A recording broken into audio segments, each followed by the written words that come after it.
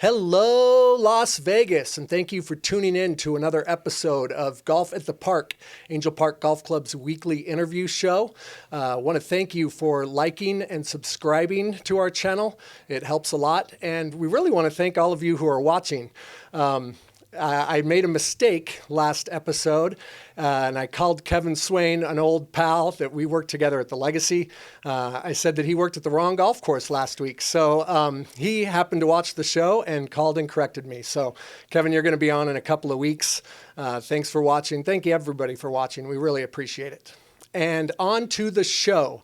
Want to introduce JR McMichael to the show. Thanks for coming, JR. Thanks for having us, Yeah, no problem. JR is going to be talking about Random Golf Club mostly, but we're going to get to that later. And let's just start with your golf story. How did it start? How did you get introduced to the game of golf? Sure. So my dad ended up introducing me to the game of golf. So it was early 20s when he was asking me to go play golf. So I'm relatively late to the game. Later in the game of life, yeah. And he is a veteran, Air Force veteran, retired. So he has access to the base over here at Nellis. And that was the course that I grew up on, which is Sunrise Vista.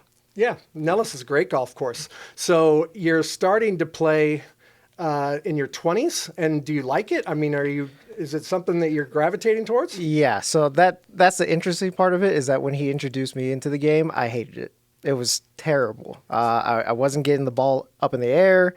I just didn't understand how long an actual round was, so that wasn't fun for me. Right. But it took time for me to fall in love with the game, and I think during that span I quit maybe twice, 3 times, something like that. And that's a normal way for people to get into the game. It's so difficult to get started. That doesn't make you rare necessarily. Right? Yeah, exactly. So it was definitely an interesting path, but I think what ended up taking me to actually fall in love with the game is, constantly going out with my dad, going to go play with him and his buddies, and eventually breaking 100. That's when I felt like, oh, this is actually kind of fun now. So that's how that journey ended up starting. You're playing with your dad weekly, something like that? Yeah, it's like every other week, or every other weekend, or really any time that I was willing to get up that early to go play. Because it would be like a 7:30 round, 8 o'clock, and he's knocking on the door, just, hey, we're ready to go. You ready? And I'm just still in bed, like, I don't know if I'm ready.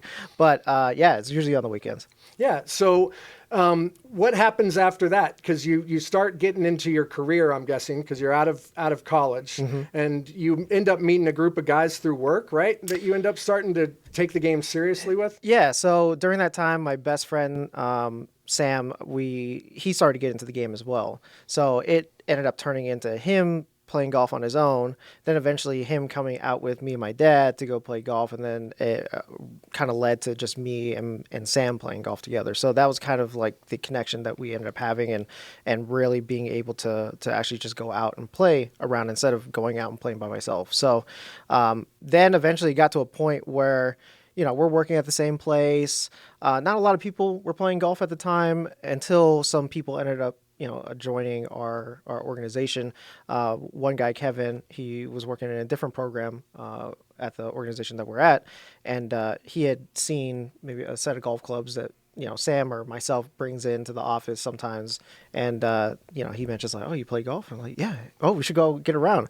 Actually, the UPS driver that was delivering packages to our offices noticed the clubs as well, and he was like, I come here all the time. I never noticed any clubs here. You play golf? And we're like, yeah, we should all go out. Then eventually got to just a group of us 4 going out every other weekend. So it was awesome. All just kind of randomly connected. Yeah, and that was work. Totally random. Yeah.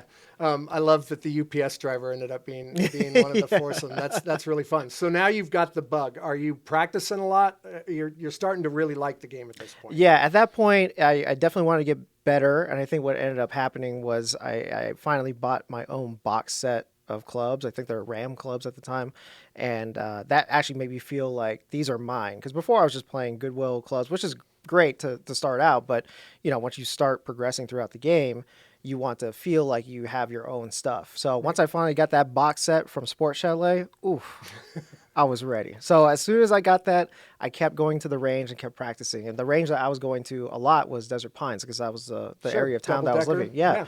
And that was kind of the mecca at the time for me because I really didn't know any other golf courses when I was growing up in the just the game. base. Yeah. Just the base was it. So Desert Pines was literally maybe 5-10 minutes down the street from where I lived. So it was amazing. I never played the course yet at that time, but everyone who I talked to who played Desert Pines was telling me it's hard, and I didn't know what that meant. So Right.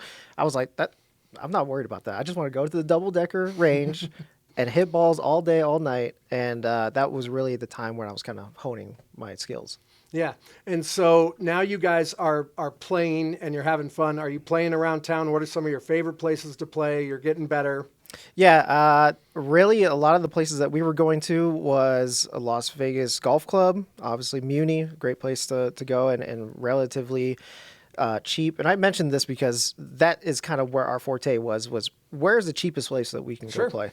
So it was a lot of Muni, it was a lot of Durango Hills. Yeah. At the time, I didn't even realize that Angel Park was here. So kind of hindsight of I wish I was coming here a lot sooner, but that was kind of where we were bouncing around a lot. And Wild Horse was another one. But anywhere that was cheap, anywhere where the rate was affordable, that's where we were going. Yeah. And at that point, so you're into the game, you're having fun, you're practicing. What are some of your favorite things about the game, and what are some of the things that you start to not like about the game since you're coming into it from a new perspective? I like the fact that the game was really important in the sense of it's all about you, right? However much you want to put into the game, that's how much you're going to get out of the game some of the time. But it was the idea that I can play a sport that I didn't need to have anybody around to actually play. And it kind of just ended up being kind of that therapy for me as well, of just going to the range, popping in some earphones and just, hitting balls all so night. you really like the solitude of Yeah. it and the way to tune in by tuning out. Yeah. And I think that was really the time where for me to kind of like settle in and what it is that I'm trying to focus on. And especially when it came to the game, like that was the best time for me. What kind of music are you listening to on the golf course? That's one of my favorite things to hear from different people. Do you listen to music on the golf course? I do listen to music on the golf course. I always have I'm one of those people that if I don't have my AirPods with me when I go to the range, I just turn around. It's going to be too much. So I usually listen to like lo-fi house music, a lot of hip hop mixes as well. I'm really just kind of in SoundCloud and just picking up whatever new kind of mixes is on and just kind of turn that on. That's fun. Yeah, and I'll go for like an hour and a half, 2 hours, and I'll just kind of zone in on what I'm trying to do. Great. Let's talk about Random Golf Club, because I know that's about, we're getting close to the time when you meet Brett, and we'll talk about Brett, but let's, just so everybody kind of has an idea of what we're talking about before we get to this specific Las Vegas chapter, why don't you explain what Random Golf Club is and tell us a little bit about that? Yeah, so Random Golf Club was founded by Eric Anders Lang, and he is the host of Adventures in Golf. And if you haven't seen anything that he's made before, basically he goes out and does documentary style videos of different aspects of golf, not necessarily of a pro or, what best courses out there to play. It's more of what's more accessible to a common person to either go see or experience. So he ends up starting that series, and then eventually it turns into him creating Random Golf Club. So Random Golf Club is a global community of local golfers, and we all go by the same mantra, which is all are welcome. Doesn't matter if you've been playing golf for many, many years, or this is the first time you're even picking up a club. We accept everybody. We want everybody to experience this game that we love so much. Yeah, it's really exciting, and we'll get into. We got to meet Eric last year, and he came out to Angel Park. I want to tell that story in a little bit, but since it's more important, so talk about how you met Brett and how Brett started the chapter here in Las Vegas. Yeah, so throughout the world, there are chapters, Random Golf Club chapters run by ambassadors, and Las Vegas had one started about 2 years ago, maybe 2 years ago. And Brett Brunel, Hey, Brett. Hi, Brett. Who's now the ambassador for Random Golf Club Phoenix. He had started the chapter here in Las Vegas. That story was pretty interesting. Somebody had just reached out to Brett and said, "Hey, do you want to have the Instagram account? Do you want to run the chapter here?" And he was like, "Yeah," not knowing like what's all involved in that. So when I met Brett, I literally was messaging, which a lot of our members probably do, is message this random Instagram account with no face to it of he had reached out and was like, "Hey, we have a meetup coming up, our first one, are you down?" I was like, "I don't even know who you are you catfishing me, what's going on?" But I said, you know what, usually for me, I'm extroverted in some areas, but most of the time I'm kind of reserved and introverted into myself a little bit. And going out and doing things like this is not something that I would have thought of doing at all. That would be out of my comfort zone a little bit. But something told me that, just go, take a chance, experience what this is. You know what Random Golf Club is. You love what they do. Now there's finally a chapter here in Las Vegas. Go give it a shot. So I told Random Golf Club Las Vegas, because I didn't know Brett yet. I said, yeah, I'll be there. Cut to that first meetup. It was over at Vegas Golf Center. This is great. And there was maybe 5 people that showed up. It was myself, Dylan, Brett, Mike, and Juan Carlos. And it was the greatest time. And that was the first time I met Brett. And it really just kind of hit off from there. And we all kind of knew what Random Golf Club was, or we were really involved in what the Random Golf Club is all about. So it kind of bonded us a little bit in that sense. But it was just so cool to be at a meetup and to feel like you're included in something that isn't like a normal kind of club or organization or something like that when it comes to golf. I think that a lot of people have a preconceived notion of what that looks like. But it was just a couple people who showed up on a range and just hung out and had a good time. And it started to build something really neat in the community, in the golf community. And that actually brings us to when we met this time last year. And you guys did a meetup here. We were really excited about the accessibility aspect of this. One of the things we talk about a lot is that me particularly, I'm a third generation golfer, but I'm not a purist. And I think that there needs to be more accessibility to golf. And I just love everything that Random Golf Club is about and doing. Now let's kind of explain why it gets weird with you guys and how it's different, because you are attacking golf from a completely different angle. Yeah, so we end up having meetups, and the meetups can range between a variety of things. But one of the tried and true meetups that we end up having is an on-course meetup. And what we do there is very non-traditional, a little scary for some venue partners to be a part of. But what we end up doing is on-course meetup is every member that comes out, and when I say member, that's very loosely. Whoever shows up to a meetup, they become a member. That's how it works. But everybody shows up, and we all walk the course together. It's not a shotgun start. It's not people in carts, and we're going, one by one by one. It's everybody who shows up. It's 30 or 40 people on one hole playing at the same time. Yes. So it's a scramble format. Everybody shoots a shot. We all walk together. We all play together. We all score together. And the whole idea is to build that community aspect of golf and create those lasting connections with people, where I always say that golf is just the backdrop. Golf is just the thing that's happening in the background. What's really happening is bringing people together and allowing for all of us to enjoy this game together, but more importantly, connect with people that you wouldn't normally connect with. Like the people that I've met throughout this whole entire process, this whole entire journey of Random Golf Club, have been wonderful people, and a small group of those people have become one of my closest friends. So we want to have other people experience that as well. Yeah, I love that. Even if someone's never played the game, you pair them off with someone who has and explain that they can be relaxed, and everything is set up for any level of golfer, including zero, which is neat.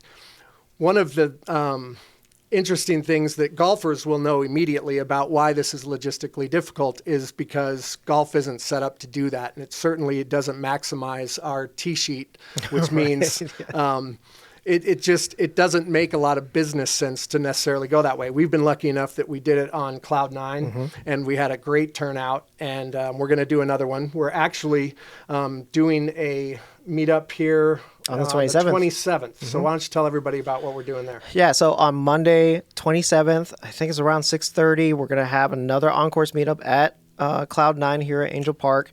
It's going to be $15. It's going to include a drink, and you don't have to bring clubs if you don't want to or you don't have any. Just come out, have a good time. We will guide everybody through it who is brand new, but it's definitely something that you need to experience out here in Vegas. Yeah. I'm reminded now about the story I wanted to tell. So Eric who started Olive Random Golf Club, happened to come out and meet the guys and play golf here last summer. And we set you guys up on a Friday morning. We had 2 tee times. We had 8 guys. And we're really excited to have the creator here. And you guys all played 8. You played hole number 1 as an 8-some, and I was freaking out. And it was a Friday morning, and I had to drive to the green. And you guys kept up with play, and it was great. They maintained their kind of what they do. It was funny, and then we broke it off. Yeah. And everything was great. It was just in our. It was hilarious. It was just what we know. That's all we know. And it made my general manager have a brief heart attack, but it was fun. Yeah, so all of that is so exciting. Please come out on the 27th. Everybody is invited, and we're going to have a really good time. I did want to mention, too, that the largest meetup we've ever had was actually out on Cloud9 last year. I think we ended up having 60 or 70 people end up showing up.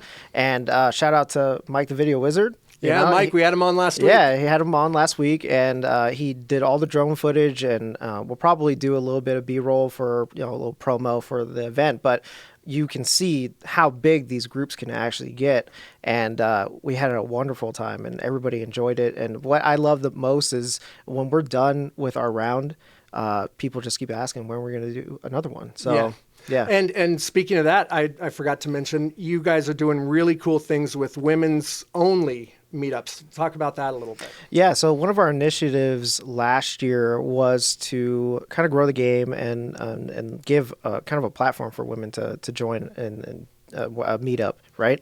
And we understand that here at Random Golf Club that inclusion and accessibility and diversity is really important. So we wanted to really go after having a all women's meetup.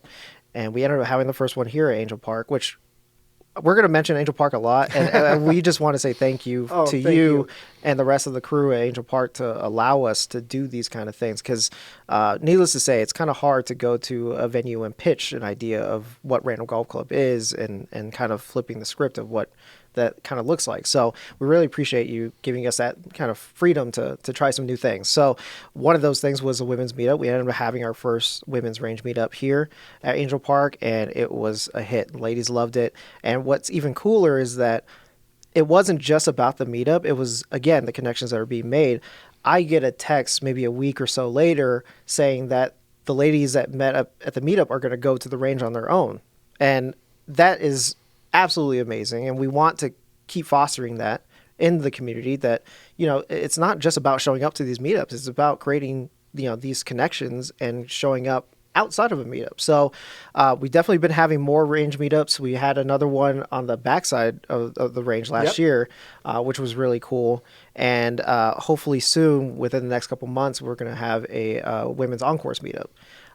But we definitely want to, we have male people that are on our team. We kind of want to be hands off. So we have 2 ladies that are on our team, Yoshi and Brooke, who are going to start leading those events. Yeah, so 4 women only, run by women. Yeah, exactly. Yeah. That's what's important for us, is that we don't want to. We'll set it up. We'll get everything arranged, but we don't want to kind of be involved in any of that, because we feel like it's important that the ladies get out there and have a kind of a safe space to enjoy. Absolutely. And the ladies are some of our best content people. Rainey, Samantha, we see you. Samantha, we love you guys.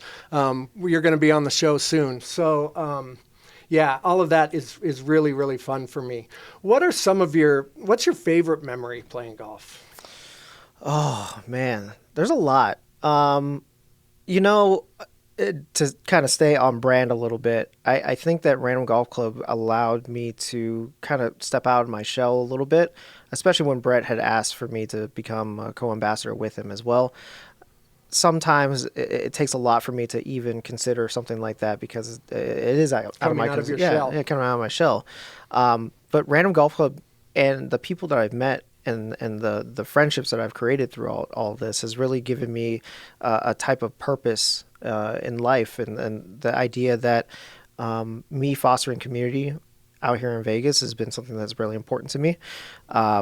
I deal with addiction and have been for a while. That Random Golf Club and golf in general really has given me that outlet to kind of refocus that energy into something that's productive and positive. And being able to do this with Random Golf Club, with the people that we do it with, has definitely given me that freedom of not feeling like I'm ever going to kind of resort back to that life that I had. That this gives me that positive trajectory. Yeah, one of the things that I immediately gravitated towards with you this time last year when we met is your the podcast that you do some work on when you were bringing up addiction and mental health things. So tell us a little bit about that too. Yeah, so I volunteer for a nonprofit called the Love Yourself Foundation, where we deal with mental health and mental health awareness, especially within the artist community. And we're trying to refocus a little bit into the industry here in Vegas as well, knowing that people are going through a lot, and we want to make sure that we can provide the services and programs for those that can foster that self-care within. I do a podcast on there called The Conversation, where we deal with self-love and self-love exploration, kind of dealing with topics and ideas of how you can love yourself, love one another, and love this planet that we call home. And from that, I've learned, I joined LYF to help out my best friend, who's the founder of that. And that also gave me purpose as well. And I was dealing with my own addiction and things that I was going through, that it helped me understand a little bit more about this arena, but also more about myself, and dealing with therapy and counseling and finding the things that are necessary for you to be a better human being. So a lot of that is kind of culminated into this idea of who I am now, who I want to be, who I continue to be. And it is just kind of giving me that sense of purpose. I think that's important and inspiring and awesome. Back to golf. What's the favorite course you've ever played? Recently, we had an opportunity, me and Brett, to go play Southern Highlands. And now, when I was growing up in the game, Desert Pines obviously was the one that was the most accessible. Southern Highlands I knew about, but never thought that I would have the opportunity to go play ever in my life. Derek Carr, who's the former Raiders quarterback, want to stay topical there, had a charity event there, and one of our members actually invited us out as Random Golf Club representatives. So we ended up going out there, and as soon as I stepped through that clubhouse and out into the back patio and actually stepping onto the course, it was kind of a dream come true a little bit, because I never thought that a kid from the east side would be able to play a course like this, and it was awesome. Yeah, that's cool. What about your least favorite experience or golf course? Do you have let's throw somebody under the bus. Don't name anybody, but let's hear about what you don't like. Yeah, I wish I could say that I've never had an experience like that, but unfortunately there has been a couple experiences where again, we talk about diversity and inclusion with Random Golf Club and just in golf in general. Being somebody who's half black and half Filipino, there's not a lot of golfers that look like me. So I like to gravitate towards people who do look like me and who are playing this game. There has been an instance at a golf course here in town where I didn't feel welcomed. As soon as I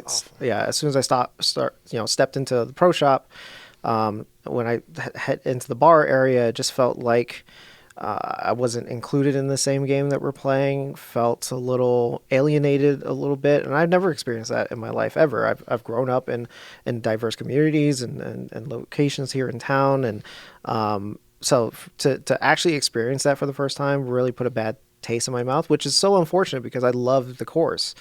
Yeah, it's one of the stigmas. It's not a stigma. It's one of the things that golf is behind on. And I think in a lot of ways our nation and our world are behind on. It's 2023, but it's important to note that golf needs to come out of the old white man network, and it's something that is slowly happening, and it probably started with Tiger, but it's getting better, and it needs to go even more. So Right. it's important that you're sharing those, as awful as it is, and unfortunate. Yeah.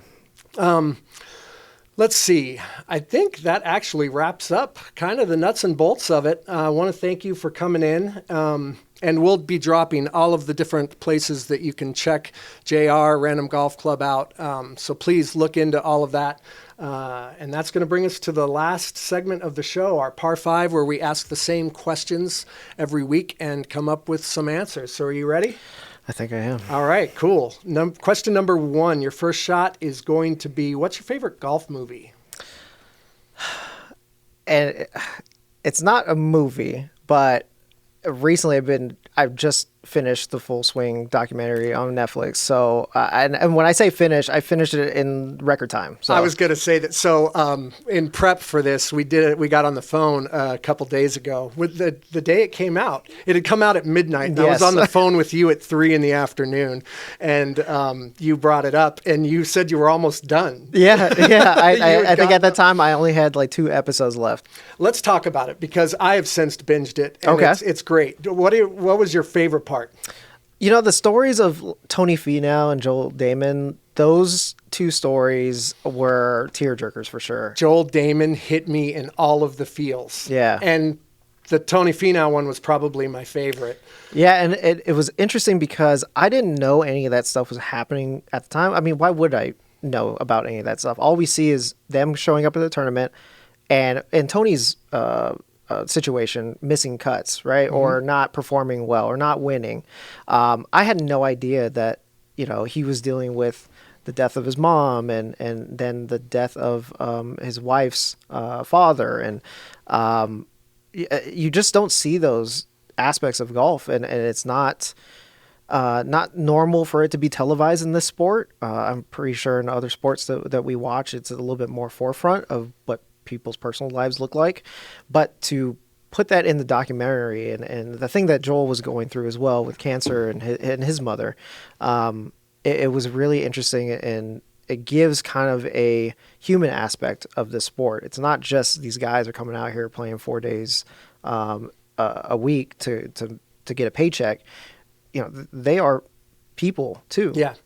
The show's special, I think, because it's accessible to anybody. They're teaching you how a golf tournament works. Mm-hmm. So even though it might be targeted to people who know about the game, it's easy for someone to sit down that doesn't know what the game is and kind of learn about it as you're learning these stories.